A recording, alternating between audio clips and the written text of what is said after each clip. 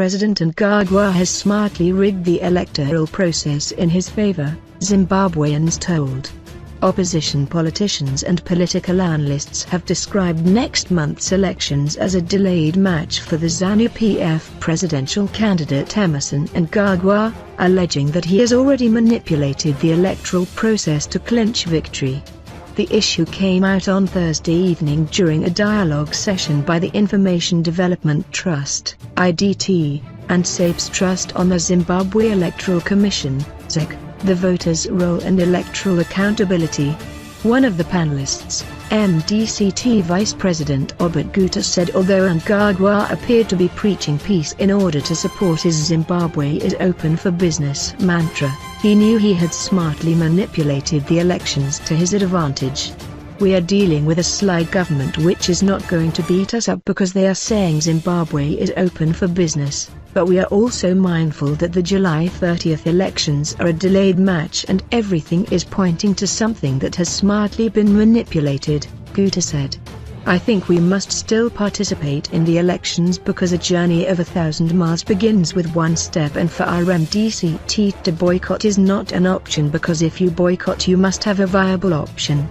Guta said it was a misnomer for the Electoral Court to sit on May 14 before the voters' roll has been availed to all stakeholders. Guta said ZEC had a mandate to continuously register voters, yet in Zimbabwe an impression had been created that voters were registered towards elections. Researcher Derek Matizak said there was no such thing as a provisional voters' roll in terms of the Constitution.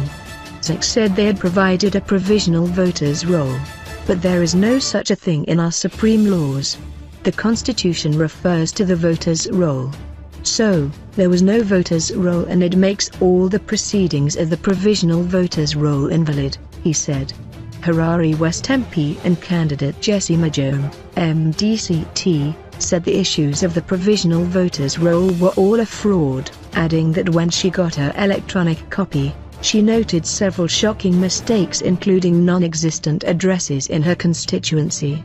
She said as a former chairperson of the Parliamentary Portfolio Committee on Justice, she made several attempts to ensure the electoral law was revamped, but all were thwarted by Zanu PF. At one time she was even assaulted. There was serious resistance by the ruling party to amend it, and obviously this had to do with the political interests of the incumbent, Majome said. She said the current amendments to the Electoral Act which were brought before Parliament by Justice Minister Zambi were merely to legalise the biometric voter registration exercise, and not to ensure free and fair elections.